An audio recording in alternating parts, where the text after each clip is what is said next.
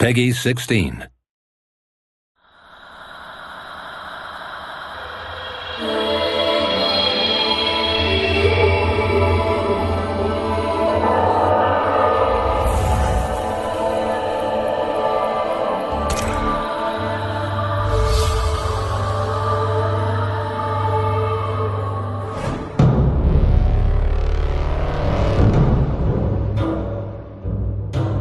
Beginning of the project, we had this core idea of adapting Journey to the West and giving it our own visual style.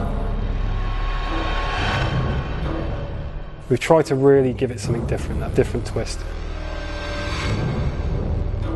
When we decided that this would be based 150 years in the future in a post-apocalyptic world, we were very well aware that it's a trope, it can be a cliche. We actually saw a program called Life After People.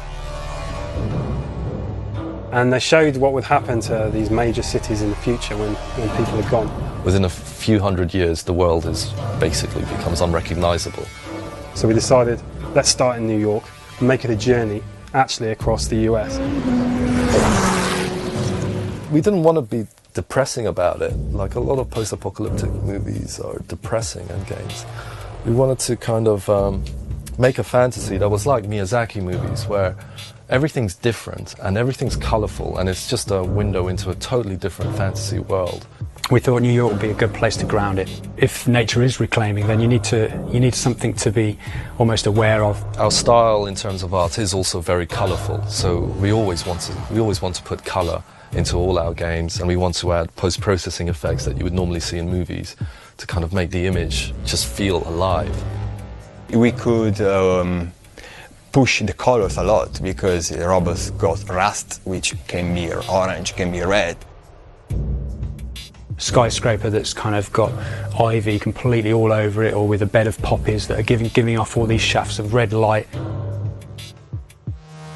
You can see evacuation notices in New York, you can see chemical warfare, biohazard symbols. Very often you see something that looks like a tree, but actually it's not a tree because it's maybe a piece of robot.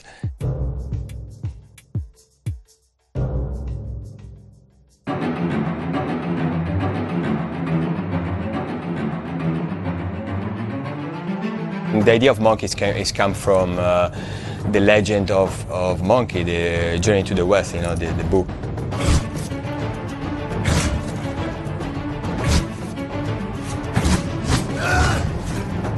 The original one has got a specific mask paint.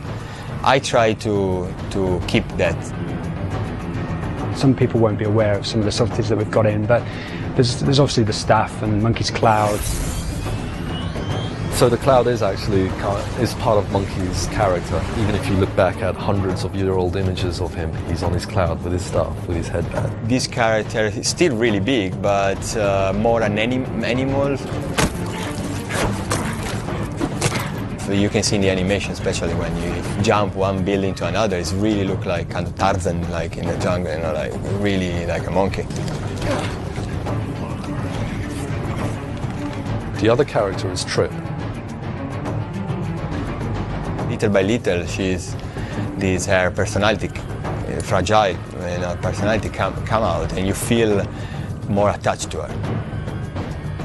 The third main character in the game is Pigsy.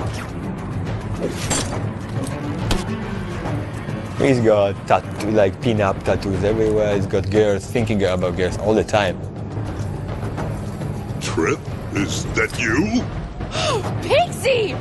You don't have to have any interest in the book or the TV series or anything to appreciate the game. It's just a good story with good characters and a rich world.